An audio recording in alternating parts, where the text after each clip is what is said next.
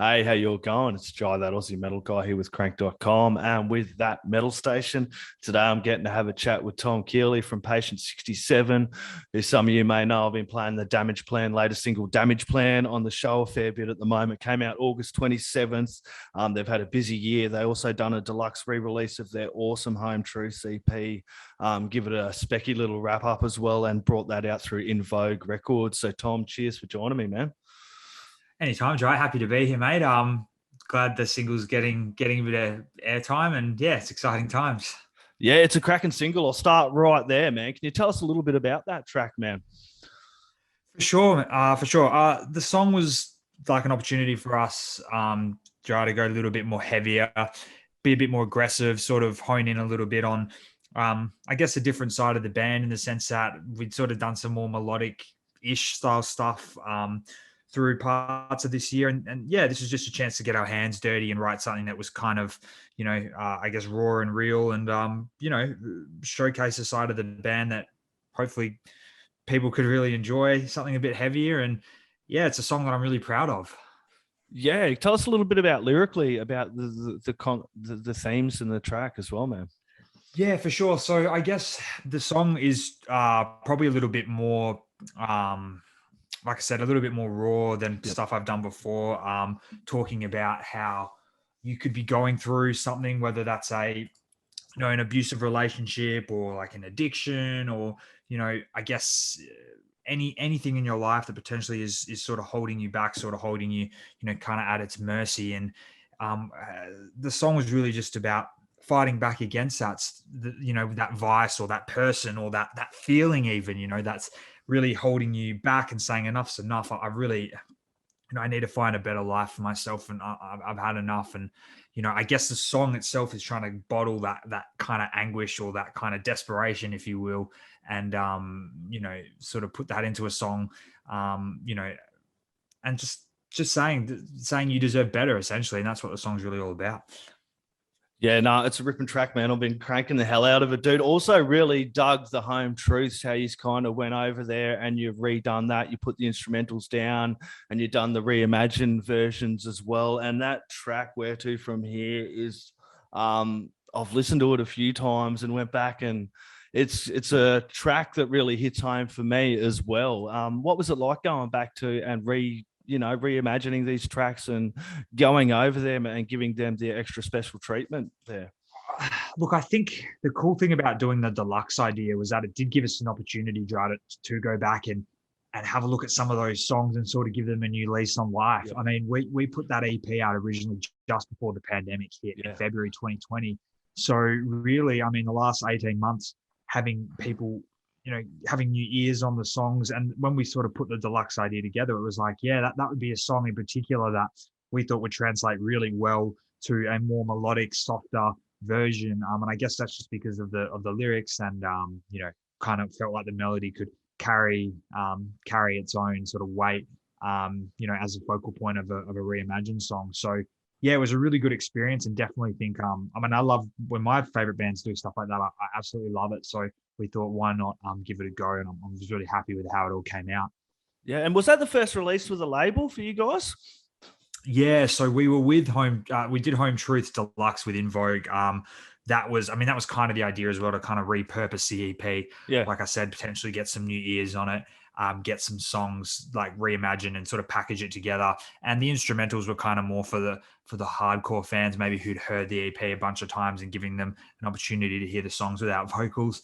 And then, yeah, it was just a one and done with them. So we're actually back to being an independent band now. So everything we're kind of doing at the moment, we're sort of DIY in the truest sense at the moment. Yeah, do you prefer that, not having that? Because I talk to some people and they prefer working independent at the moment. They kind of find it a little more freeing. And when I've talked to other artists and they have worked with a label, they've gone from independent, worked under a label, and probably not had the best experience sometimes, for various reasons, and then gone, I want to go back to being independent. Do you find it easier as the artist like that? I think it's a great question. And I think every person you ask will give you a different answer. Yeah. For us personally, I love the freedom of being independent. So the short answer is, yeah, it's a really good fit at the moment. And I think the reason for that is because obviously in the pandemic, and sort of the sort of tricky nature of what that's meant for music, we can kind of just do what we want. Like, we did the cover a couple of months ago. We did a remix. We did the release of Ken Burns in April, and then we've done this song. We've done Damageplan as a sort of return with original quote unquote new music. So it just gives us that opportunity to kind of run point on anything we want without having to kind of have it go through anyone. I think that's kind of cool. Like, to have that freedom as a band. I think as fans, we can definitely respect artists who have that sort of freedom, and it gives us an opportunity to just kind of work with the fans and work with ourselves and do things our way, which I think is really cool. Yeah, and you've built up quite a significant support base at the moment. You've got a hell of a lot of listens over on Spotify, and you're getting a lot of radio play all over the place. So it must be kind of satisfying and knowing that you've got that support going forward as an artist. Yeah, definitely, Joe. I think it is really cool. And I think that's where, we have so much, love for, people like yourself that give an opportunity for smaller sort of up and coming artists like us to get, to get that airtime, to get that, to get our music out there. And ultimately as a band, the best thing that the most satisfying part is for me, and I know the other guys too, is connecting with new people, connecting with fans who love music, not even necessarily just our music, but just fans of heavier music in general. And I think it is very satisfying, but we don't take it for granted, and we're definitely always looking at new ways to to continue growing as a band, because at the end of the day, like, that's how this thing becomes sustainable, is being able to reach new people, but also we have a really strong connection with our fans too, and that's something I hold quite dear. So it's cool. Yeah, and the West Australian music scene, I know, is really quite strong over there, and you've been going really well. You've been playing shows over there. Have you played any shows at the moment, or? We played a show last month. It was our first show back. It was amazing. Just so cool, like fully packed house at Lucy's Love Shack in Northbridge. That was so sick, dude. Like, just being back on stage, it made me sort of realize how much I'd missed it.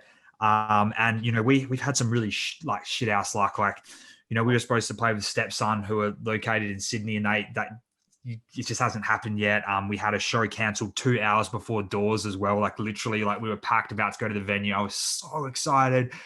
And then McGowan press conference, lockdown. I was just like, that was like devastating. And the reason that I tell that story is because it sort of gave me an insight into how, like, full on touring bands must feel day in, day out, not having that outlet of live music, the opportunity to do that. So yeah, it's been good playing shows, but it's also been still tricky because you just don't know what's going to happen. Like, whether there'll be a lockdown or not. It's a bit of a gamble, especially if you're putting the shows on off your own back.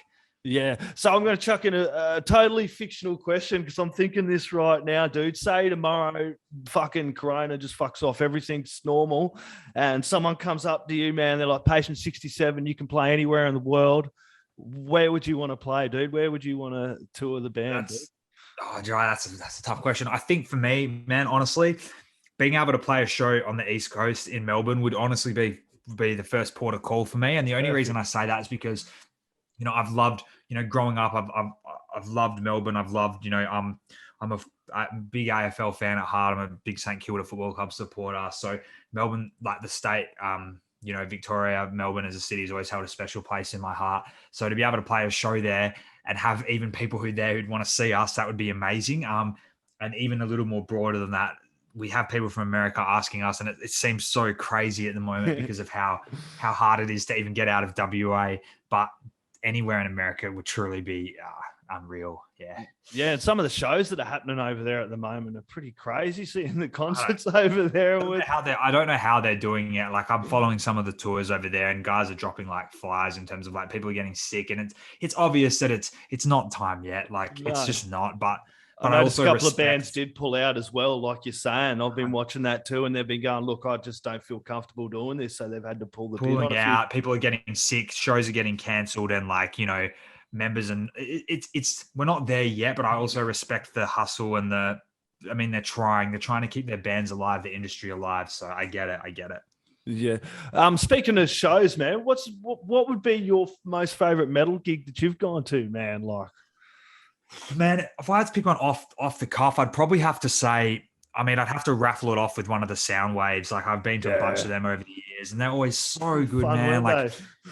oh, they were like, and obviously, like that's something that, and I know there's been a lot of iterations of those festivals, like that have come like through the years. You know, good things unified, like larger and smaller scales. But the original Soundwave, man, they were just unbelievable. Seeing the amount of bands that they would bring over for that one day, it was like Christmas, man. Like, yeah, that It, feeling of like rushing around the stage is like it was awesome. So it, good. it was a great feeling, wasn't it? I went a whole ton of years. It was an absolute blast as well. I remember taking my little sister. She started getting into, I think it was like Reese Maston at the time or some shit. And I'm like, nah, fuck that. You're coming, you're coming to Soundwave, and then Yeah. took her to Slipknot. yeah. And then she was like a metalhead from then on. She's like, there is no other Amazing. way.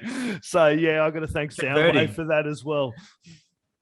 Yeah, dude, it was great. I definitely, and we lost it the last year. I think it only came like the very last year. Like it was the writing was already on the wall. Like I don't know how they did it in Perth that many years. Like flying all those bands over, like it would have. I can't even imagine. But I definitely have a lot of fond memories of those festivals and playing and going to shows that like really like we have some like dusty bars in Perth. I'm sure it's the same over east. You know, and seeing some of my favorite bands in those small rooms, definitely something that I always will cherish. Yeah. Yeah, well, that's always been my most favorite shows as well. The last how many years is going and catching bands like yourself in the underground scene and the scene here. It's, you know, it's been great to see those big bands like 5Ks away on stage and $100 a shirt. But when you go to a local show and see the bands in the underground scene and the talent is they're throwing down in your area, you're like, fucking, you can't go wrong. I think that's like the underrated. I mean, I think that's something really unique about you know, the metal scene as a whole is having that support for those local bands, really doing it at a grassroots level. It's really like nothing else. Like to get that the passion and the heart and like the intensity those bands play with. Like you can go out on a Friday or Saturday, catch a bunch of local bands. You might find your new favorite band. Honestly, the amount of talent, it's definitely out there to be discovered. You know, it's cool. Yeah, you find some bloody good friends as well. What's next for you guys, man? Are you able to say what you're working on next, or what's on the cards, or what we should be keeping an eye out for you guys?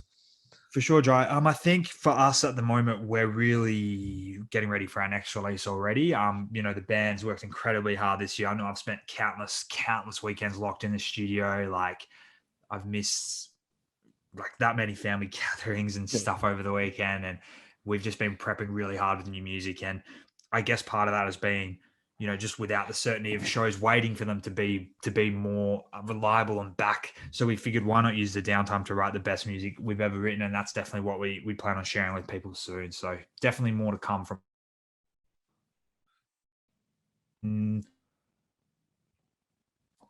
That's awesome, dude. As I had a little jump there in my internet, we are back. Yeah, I'm looking forward to the new stuff, Tom. I'm going to be hammering the hell out of it on that metal station, man. I'm loving the music, man. And it really gave me a chance to go back and dive into your back catalog. And I was just absolutely, really, really impressed, man. And you can grab all that over on Bandcamp, I believe. Is there somewhere else we can go track down merch and stuff from you guys? Yeah, I mean, if you just Google Patient 67 merch, we have an online store with some shirts, but otherwise, yeah, Bandcamp, it's a great call actually, because that's a platform where the artists generally get a pretty healthy cut, which isn't, you know, with streaming and stuff. So if you wanted to download our music, otherwise streaming wherever you listen is great. Yeah, we're just thankful for the support now more than ever. You know, I think bands definitely need it, you know, for bands that you like, that I like, that people who listen to heavier music like, it's a great opportunity to get behind them and show them a bit of support online. And when shows are back and kicking, you know, hopefully we see the scene stronger than ever. That's my hope. Yeah, well, that's it. We've all got to get along and support this scene to keep it strong and keep it growing and getting along and buying music. I get tons of stuff sent over for promo, and I still spend lots and lots over on Bandcamp. It's just a great platform. It's even, you know, for digital, you can buy the digital copies and it's on your phone. You can listen to it as many times as you bloody like. And price of a cup of coffee, really. Like if you think about it, like it's pretty good. Like yeah, bar the latest Home Truth CB, which you have to get through In Vogue Records. Your whole back collection there's like $20, man, or something. So yeah, dude, it's, you know, so get over and buy it. There's no excuses, man. Tom, this has been an absolute pleasure, man. Do you have any last words, shout outs, or thank yous you'd like to add in there, mate? Guys, just firstly, thank you to your good self for having us and for the work you do and supporting heavy music, man. It doesn't go yeah, it's a really cool thing, and we're really thankful. And just for anyone who gives us their time and listening to us, yeah, we honestly couldn't be more grateful. We say it a lot, but we wouldn't really be where we are without the support of fans and people who love music. So just thank you, and we hope you enjoy the new track, and we hope you're keen for what's next.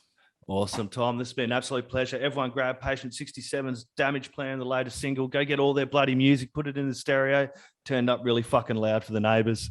Cheers, mate. Heck yeah, man. Thank you so much, Joe. Cheers, mate.